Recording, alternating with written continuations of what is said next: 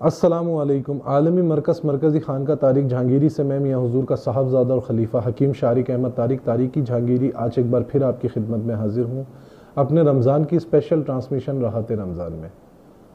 آج اس special transmission کا آغاز ہم جس مبارک ہستی سے کرنے جا رہے ہیں، آپ کا نام عبدالحی شاہ صاحب رحمۃ اللہ علیہ ہے۔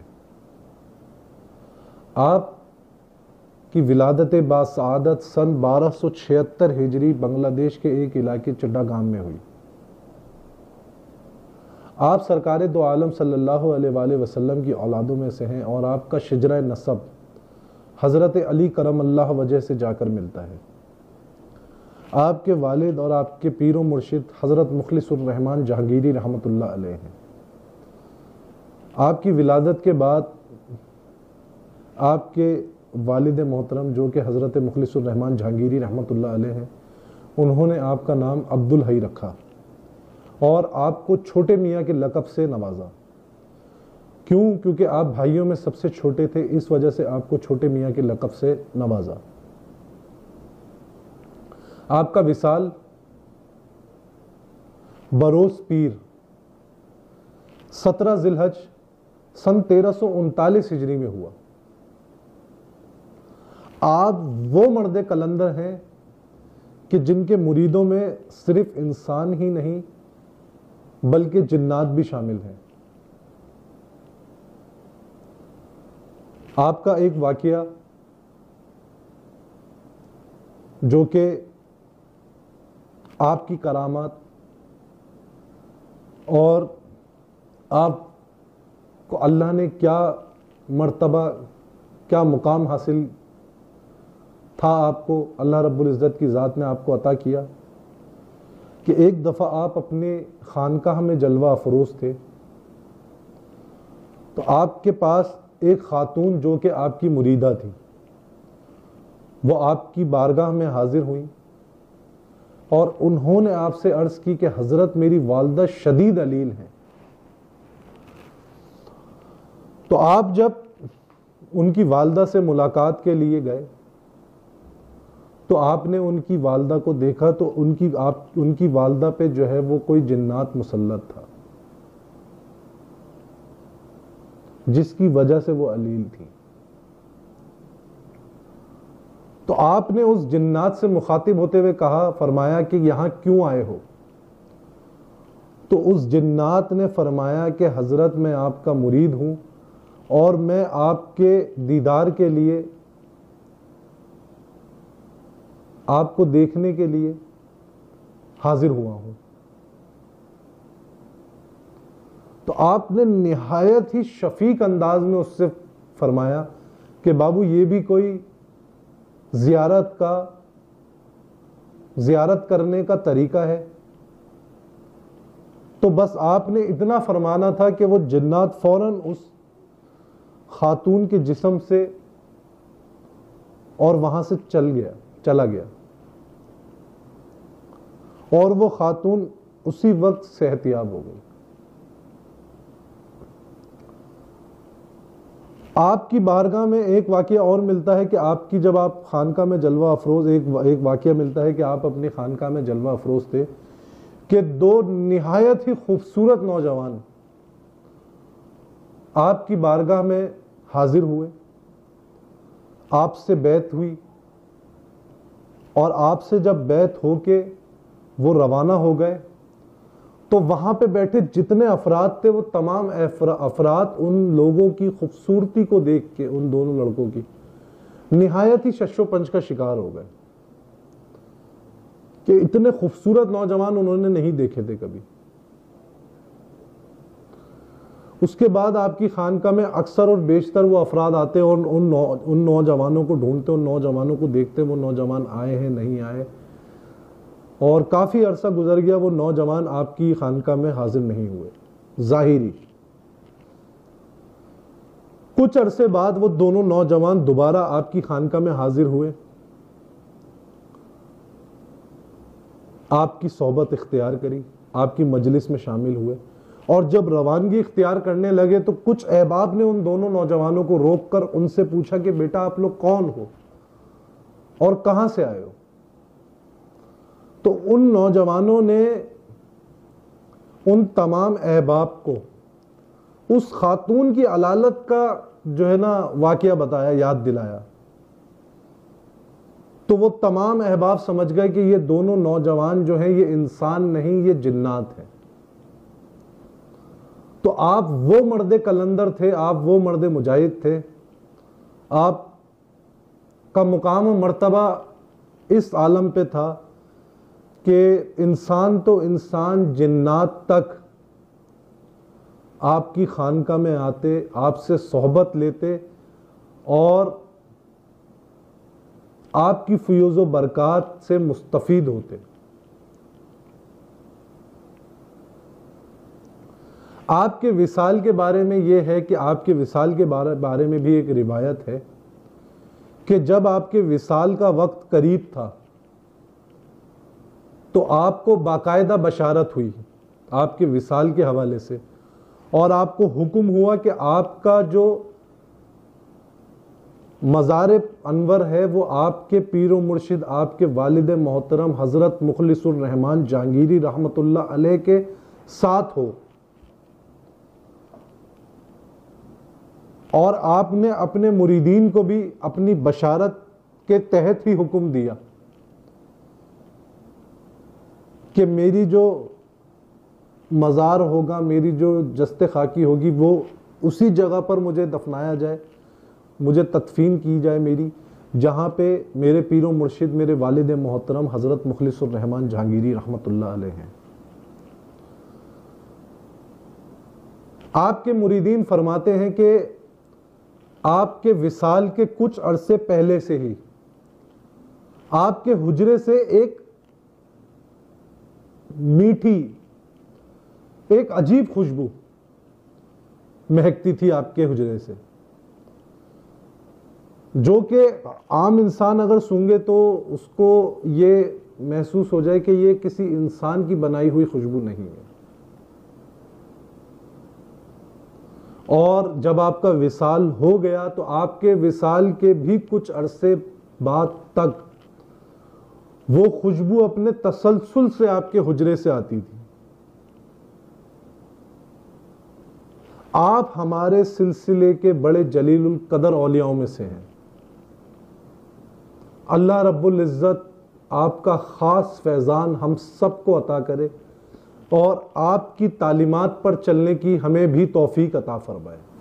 السلام علیکم ورحمۃ اللہ۔ وعلیکم السلام ورحمۃ اللہ۔ شارق بھائی، آج کے اس ٹرانسمیشن میں سورہ فاتحہ کی زکوٰۃ کا طریقہ اور تعداد تعلیم فرمائیں۔ دیکھیں، سورہ طارق کی جو ہے نا، سورہ فاتحہ کی بہت سارے طریقے ہیں زکوٰۃ ادا کرنے کے، لیکن میں اس میں سے 4-5 طریقے آپ کو بتا دوں۔ کچھ جو ہے وہ خواتین کے لیے بالخصوص ہوں گے اور کچھ مرد احباب کے لیے، کیونکہ خواتین ہم سے اکثر یہ شکایت کرتی ہیں کہ شارق بھائی آپ کوئی بھی عمل بتاتے ہیں تو آپ خواتین کو جو ہے نا اس میں یا تو بالکل ہی منع کر دیتے ہیں، یا تو آپ خواتین کے لیے بالخصوص کوئی عمل نہیں بتاتے۔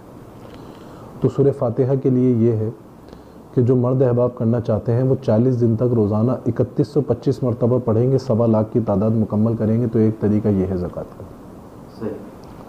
دوسرا طریقہ 28 دن کا ہے، جو کہ 4444 مرتبہ روزانہ پڑھیں گے، تو ایک طریقہ یہ ہے زکوٰۃ کا۔ تیسرا طریقہ 21 دن کا ہے، 6000 مرتبہ روزانہ پڑھیں گے، 21 دن میں 6000 کی تعداد مکمل کر لیں۔ اب آ جائیں، یہ تو ہو گئے مرد احباب کے لیے، اب آ جائیں خواتین کے لیے، جو بالخصوص خواتین کے لیے ہے۔ ٹھیک ہے، ایک تعداد خواتین کے لیے یہ ہے کہ 21 دن تک روزانہ 2100 مرتبہ پڑھیں سورہ فاتحہ۔ ایک تعداد یہ ہے کہ 11 دن تک روزانہ 1100 مرتبہ پڑھیں، اور ایک تعداد یہ ہے کہ 40 دن تک روزانہ 700 مرتبہ پڑھیں۔ جن خاص ایام میں خواتین نہیں پڑھ سکتی، ان کا یہ ہے کہ ان خاص ایام کے بعد اپنی تعداد کو ڈبل کر لیں، یعنی کہ جہاں 700 پڑھنی ہے وہاں ایک ہفتے تک 1400 کی تعداد رکھیں، اور 40 دن اس کے ایسے مکمل کر لیں۔ تو یہ خواتین کے لیے ہے، اور جو زکوٰۃ کی زیادہ تعداد میں طریقے بتائے ہیں وہ مرد احباب کے لیے ہیں۔ اور ان دونوں کو ہی، ان ساری زکوٰۃ کے طریقوں کی اجازت ہے مکمل، ان کو اجازت لینے کے لیے ہم سے رابطہ کرنے کی ضرورت نہیں. یہ ہمارا پروگرام دیکھ رہے ہیں ان کو اجازت ہے, وہ یہ پڑھ سکتے ہیں. پھر بھی اور اگر کوئی اپنی دلی تشنگی دور کرنے کے لیے ہم سے رابطہ کر کے اجازت لینا چاہتا ہے تو وہ رابطہ کر سکتا ہے. ان کو ممانعت نہیں ہے کسی بھی بات کی, وہ رابطہ کر کے اجازت لے سکتے ہیں. ٹھیک.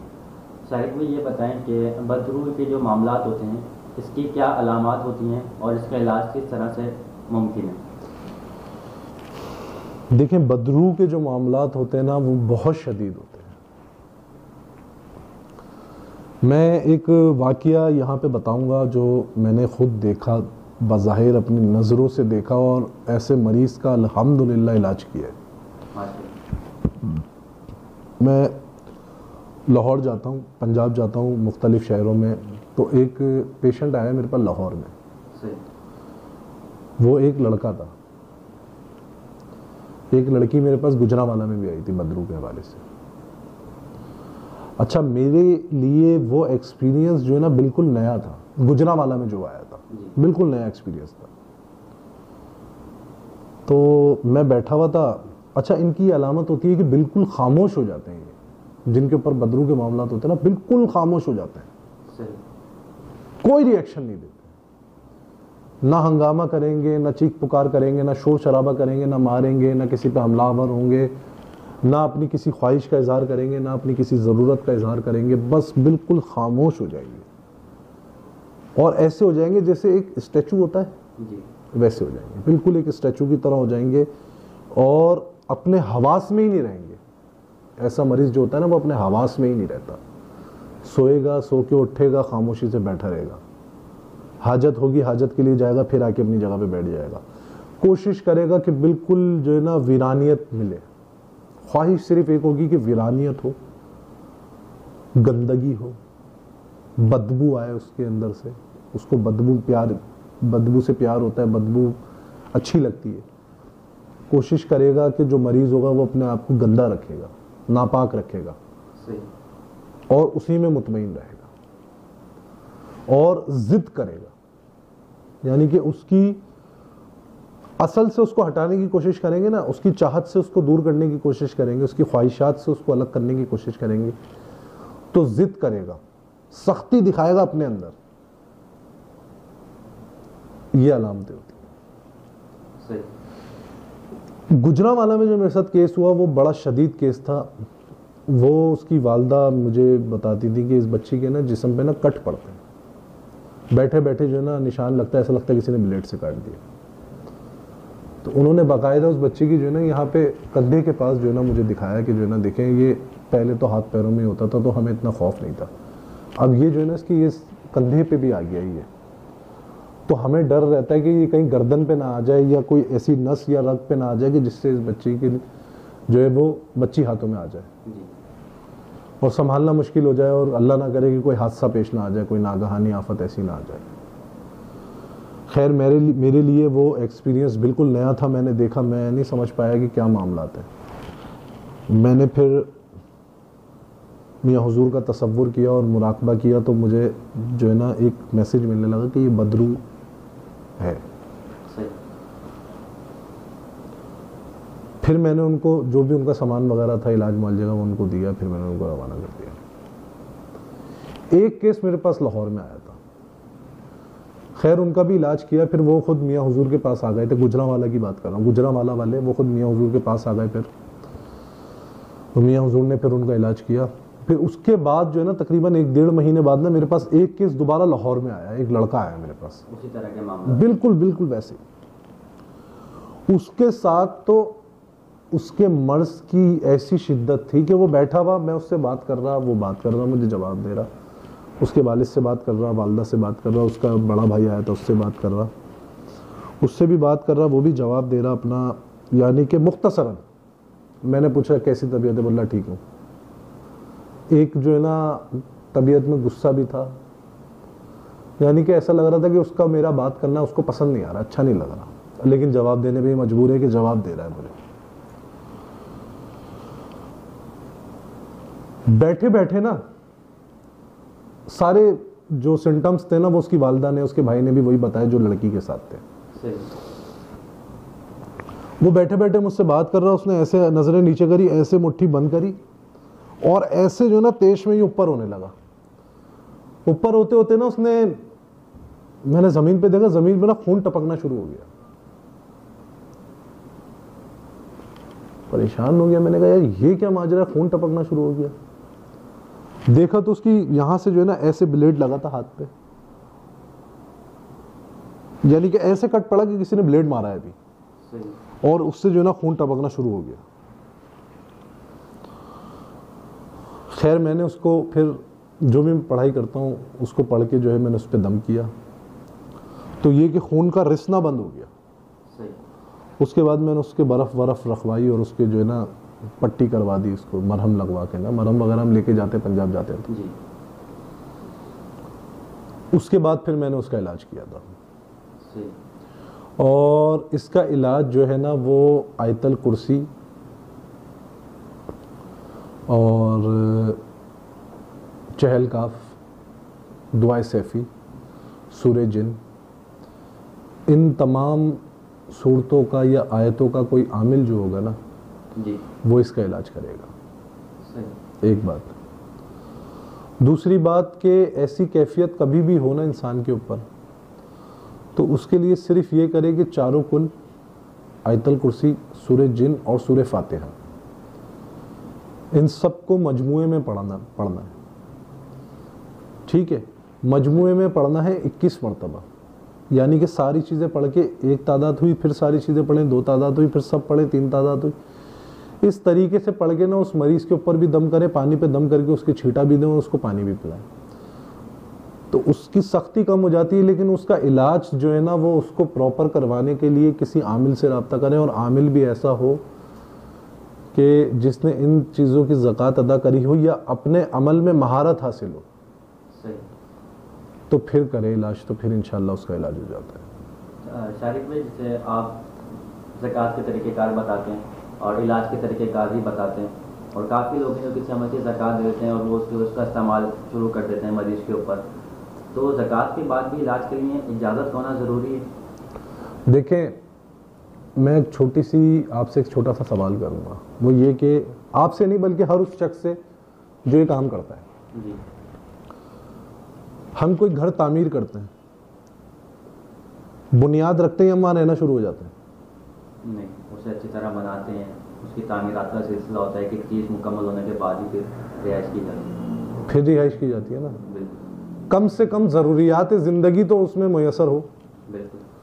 اسی لیے آپ کو جو ہے، جو عاملین حضرات ہیں جن کو نیا شوق ہے، جو نئے آنے والے لوگ ہیں، ایک بار کی زکوٰۃ ادا کرتے ہیں، 2 بار کی زکوٰۃ ادا کرتے ہیں، ان کو چاہیے کہ تقریباً اپنی ریاضت پہ 3 سال لگائیں ایک عمل پہ.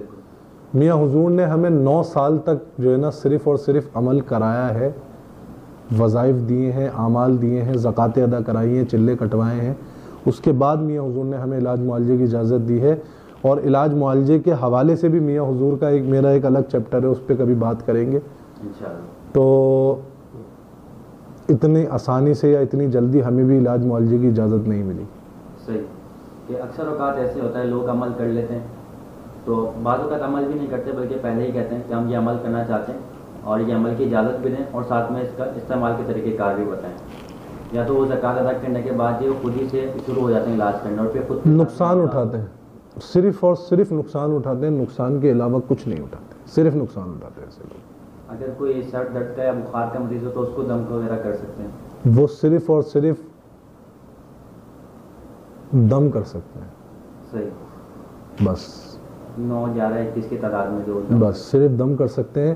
کسی جادو زدہ افراد، کسی جنات زدہ، کسی آصف زدہ، کسی بدروح ہمزاد، کسی ارواح خبیثہ کے زد میں جو انسان ہو اس کا علاج نہیں کر سکتے، اس پہ دم بھی نہیں کر سکتے. صحیح، بہت شکریہ، جزاک اللہ. تو ہماری پچھلی ٹرانسمیشن میں جو ہے آپ نے کہا تھا انشاءاللہ نیکسٹ ایپیسوڈ میں جو ہے وہ قبض کے موضوع پہ بات کریں گے اور اس کے علاج کے حوالے سے، تو اس حوالے سے بھی آپ بتائیں. دیکھیں، قبض کی جو ہے نا بہت ساری صورتیں ہیں. قبض کے بارے میں جو ہے نا وہ طبیب جو ہے نا وہ یہ کہتے ہیں کہ قبض جو ہے نا وہ ام الامراض ہے. قبض کا مرض کیونکہ یہ مرض انسان میں بہت سارے مرض پیدا کر دیتے. قبض جو ہے نا انسان کو خصوصاً مرد کو مردانہ بانجھپن تک لے جاتا ہے. قبض معدہ خراب کر کے رکھ دیتا ہے, بگاڑ کے رکھ دیتا ہے معدے کے سارے نظام کو. قبض دل کے امراض میں مبتلا کر دیتا ہے انسان کو.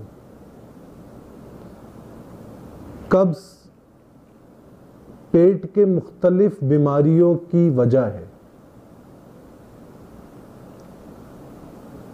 صرف قبض ہونے سے نا انسان کھانے پینے سے محتاج ہو جاتا ہے. قبض کو ہم بہت چھوٹا سا مرض سمجھتے ہیں, لیکن قبض سب سے بڑا مرض قبض ہے. جو مرض دوسرے مرض کو پیدا کرے نا, جنم دے باڈی میں, وہ مرض بڑا ہوتا ہے. اور قبض ان امراضوں میں سے ایک ہے. قبض کا بہترین, اچھا قبض کی بھی جو ہے نا مختلف صورتیں ہوتی ہیں. ایک تو وہ قبض ہوتا ہے جو آنتوں کی خشکی ہونے سے پیدا ہوتا ہے قبض. ایک وہ قبض ہوتا ہے جو معدے کی سوزش, معدے میں سوزش ہو جاتی ہے تو قبض پیدا ہو جاتا ہے, قبض ہو جاتا ہے. نظام ہاضمہ درست نہیں ہوتا تو قبض ہو جاتا ہے. ہمارے کھانے پینے میں ہم محتاط نہیں رہتے, اس کی وجہ سے قبض ہو جاتا ہے. ہم خشک غذاؤں کو زیادہ استعمال کرتے ہیں, اس سے قبض ہو جاتا ہے. اور جب قبض ہوتا ہے نا تو معدہ ہمارا کام نہیں کرتا, فعال نہیں ہوتا جس طریقے سے اس کو کام کرنا چاہیے. تو جو فضلات ہوتے ہیں نا وہ کچھ زائل ہو جاتے ہیں, خارج ہو جاتے ہیں, کچھ رہ جاتے ہیں. اب جب وہ کچھ رہ جاتے ہیں نا تو ان میں نا گیسز بنتی ہیں. وہ گیسز ہماری سانس, ہماری کھانے کی نالی جو ہے, غذا کی نالی, اس پہ چڑھتی ہے, جس سے ہمارے اندر تیزابیت, ایسیڈیٹی پیدا ہوتی ہے. اور وہ ہماری پوری باڈی میں جو ہے نا وہ ٹربل کرتی ہے وہ گیس, جس سے ہم کبھی سمجھتے ہیں کہ ہمیں کسی جوڑ کا درد ہو رہا ہے, کسی جوڑ میں, کبھی ہم سمجھتے ہیں دل میں درد ہو رہا ہے. ایسے ایسے مریضوں کو بھی دیکھا ہے جو 5-5, 6-6 مرتبہ ای سی جیاں کروا کے آ گئے, دل میں کچھ نہیں ہوتا, گیس ہوتی ہے صرف. اور اس حد تک درد ہو جاتا ہے کہ انسان سمجھتا ہے مجھے اب ہارٹ اٹیک ہو جائے گا, اور بعض لوگوں کو ہو بھی جاتا ہے. جن کو گیس پھنس جاتی ہے ان کا ہارٹ اٹیک ہو جاتا ہے. تو بڑا شدید مرض ہے. اس کے لیے یہ ہے کہ جس احباب کو بھی گیس ہو جائے تو وہ یہ قبض ہو جائے, وہ یہ کریں کہ رات کو جو ہے نا سوتے وقت 1 گلاس دودھ لے لیں, اس میں 1 چمچ زیتون کا تیل شامل کریں اور اس کو پئیں. دن میں 2 بجے سے لے کر 4 بجے کے درمیان پپیتا, امرود, جس پھل کا بھی موسم ہے اس پھل کو استعمال کریں. جیسے پپیتا ہو گیا, امرود ہو گیا, موسمی ہو گیا, کنو ہو گیا. ان چیزوں کو معدے کو بھی فعال کرتا ہے یہ کنو اور موسمی جو ہے, اور انسان میں پانی کی کمی کو بھی پورا کرتا ہے. اس کے علاوہ صبح نہار منہ نیم گرم پانی پئیں. دیکھیں میں اور بھی بہت ساری ادویات ہیں, حب قبض نوشادری بھی قبض میں کام آتی ہے, جوارش سنائی بھی کام آتی ہے, جوارش کمونی بھی اسی کے کام آتی ہے. لیکن میری جو ہے نا سب سے پہلی اول کوشش یہ ہوتی ہے کہ جو علاج غذاؤں سے ہو جائے نا, ہم اس مرض کے لیے دواؤں تک کیوں جائیں. جو مرض غذاؤں سے دور ہو جائے ہمیں اس میں دواؤں پہ نہیں جانا چاہیے. تو یہ سارے طریقہ کار ہیں. اگر کوئی بھی شخص اس کو اپنائے گا, صبح نہار منہ 1 ہرا سیب کھائے, اس کو بنا کاٹے, بنا کوئی بلیڈ لگائے, بنا کوئی چھری لگائے, اس کو ویسے ہی کھائے دھو کے, تو وہ بھی قبض میں بڑا جو ہے نا کرامت ثابت ہوتا ہے. تو یہ ساری چیزیں اگر جو شخص قبض کی کیفیت میں مبتلا ہے وہ یہ ساری چیزیں کرے, سارے کام کرے, انشاءاللہ قبض دور ہو جائے. شارق بھائی, ایک بھائی نے خواب کی تعبیر کے لیے رابطہ کیا ہے. وہ کہتے ہیں کہ میں نے خواب میں ایک مجذوب کو دیکھا اور ساتھ میں نیو حضور کو بھی دیکھا. میں نے خواب میں زیارت کی اور میں خواب میں دیکھتا ہوں کہ جو مجذوب ہے میں ان کے پیر دبا رہا ہوں, اور پیر دباتے دباتے ان کے جو ہے پیر جو ہے کبھی 3 ہو جاتے ہیں اور کبھی 4 ہو جاتے ہیں.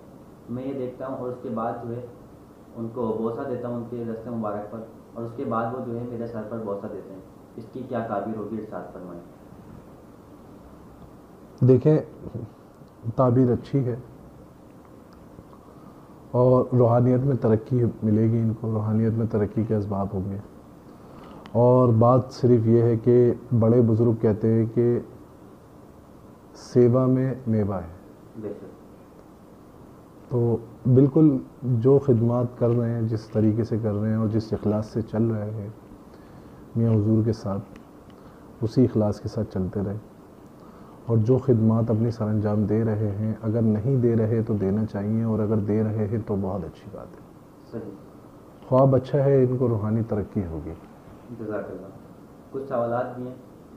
ایک خاتون ہے، وہ کہتی ہیں کہ دوران پڑھائی اکثر ایسا محسوس ہوتا ہے کہ الٹی آئے گی لیکن آتی نہیں ہے، اس کی کیا وجہ اور اس کا حل کے ساتھ؟ دیکھیں اس کی 2-3 وجوہات ہوتی ہے. ایک یہ وجہ ہوتی ہے کہ ان کے ساتھ جو ہے نا، جو احباب پڑھائی، زکوٰۃ، چلہ یا کسی بھی عمل پہ بیٹھے ہوئے ہوں، کسی بھی مدامت میں بیٹھے ہوئے ہوں، تو ان کو چاہیے کہ وہ کوشش کریں کہ بھرے پیٹ کھانا نہ کھائیں، اور پیٹ بھر کے کھانا کھانے کے فوراً بعد جو ہے نا پھر وہ پڑھائی پہ نہ بیٹھیں.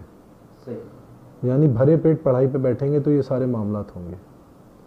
اور بعض اوقات ہم کسی ایسے عمل کی زکوٰۃ ادا کر رہے ہوتے ہیں جس میں رکاوٹیں پیدا ہوتی ہیں، تو اپنے لیے کوشش کریں کہ حصار باندھ کے پھر بیٹھیں.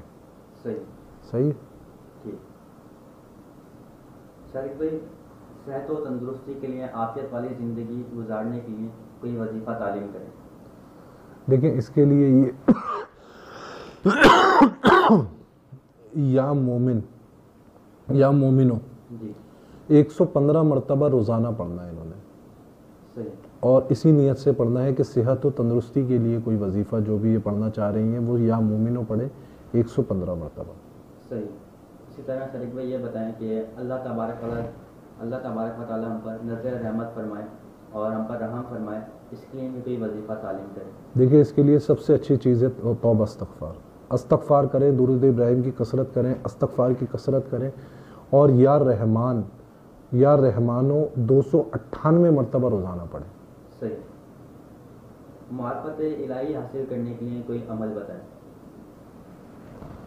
معرفت الہی حاصل کرنے کے لیے یا ہادیوں پڑھیں، اور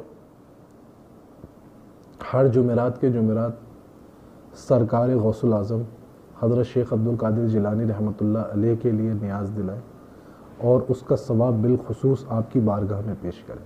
صحیح. اکثر لوگ جو ہیں وہ اپنے کام وغیرہ کے حوالے سے سلسلے میں کافی سفر وغیرہ کرتے ہیں، اکثر اوقات سفر میں رہتے ہیں، تو کوئی ایسا اسکیم بتائیں کہ وہ جو پڑھیں تو ان کو زیادہ تھکاوٹ نہ ہو، تھکاوٹ کا سامنا نہ کرنا پڑے، اس کے لیے بھی کچھ بتائیں. یا قدوسوں پڑھیں روزانہ کی بنیاد پہ.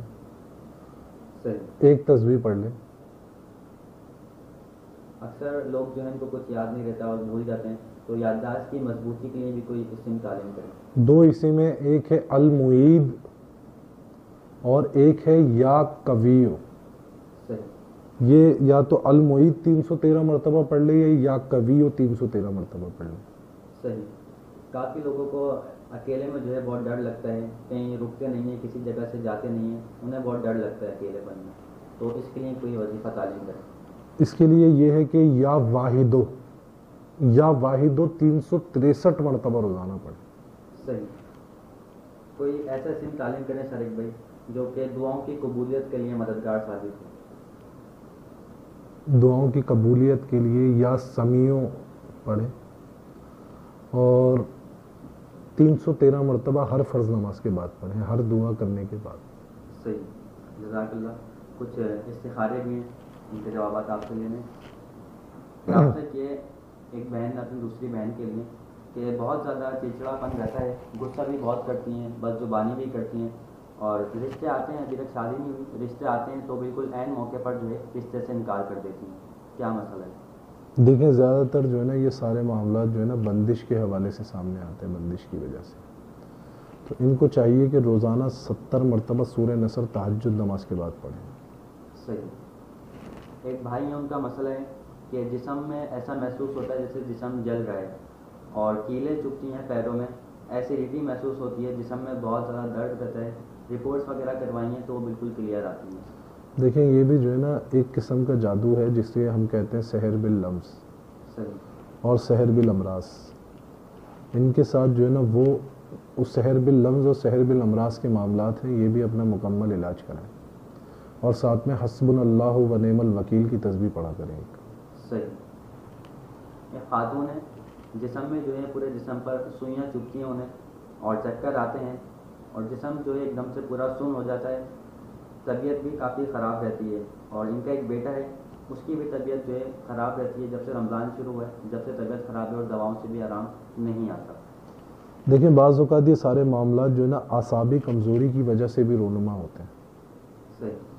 تو ان کو چاہیے کہ اپنی اعصابی کمزوری کا علاج کرائیں، اور ساتھ میں جو ہے نا یا کہارو روزانہ 700 مرتبہ پڑھ کر ایک پانی کا جو ہے وہ ٹب لے لیں، اس میں اپنے پیر بھگو دیں اور یا کہارو 700 مرتبہ پڑھیں، صحیح۔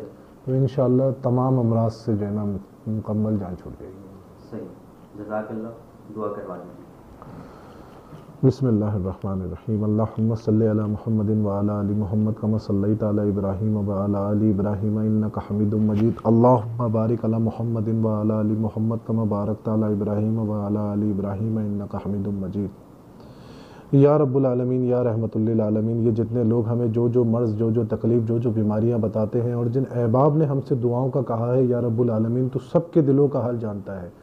یا رب العالمین ان کی تمام جملہ تکلیف، دکھ، درد، بیماری، پریشانیوں کو دور فرما۔ آمین۔ یا رب العالمین ان کی تمام حاجتوں کو قبول فرما۔ آمین۔ یا رب العالمین ان کے گھروں میں، ان کے دلوں میں، ہمارے گھروں میں، ہمارے دلوں میں اپنی نعمتیں، اپنی رحمتیں، اپنی برکتوں کا نزول فرما۔ آمین۔ یا رب العالمین میاں حضور کو عمر خضری عطا فرما، میاں حضور کا سایہ تعدیر ہمارے سروں پر قائم و دائم فرما، آمین۔ میاں حضور کو جوڑ توانائی عطا فرما۔ یا رب العالمین میاں حضور کا فیضان اسی طرح ہم سب کے اوپر جاری و ساری فرما۔ آمین۔ یا رب العالمین ہمیں بھی استقامت کے ساتھ چلنے کی توفیق عطا فرما۔ آمین۔ یا رب العالمین مجھ سمیت ہم سب کو دین کی سلسلے کی، میاں حضور کی اور مخلوق خدا کی خدمت کرنے کی توفیق عطا فرما۔ آمین۔ یا رب العالمین ہمارا خاتمہ بالخیر فرما۔ آمین۔ سبحان ربک رب العزت عما یصفون وسلام علی المرسلین والحمد للہ رب العالمین، برحمتک یا ارحم الراحمین، بحق لا الہ الا اللہ محمد۔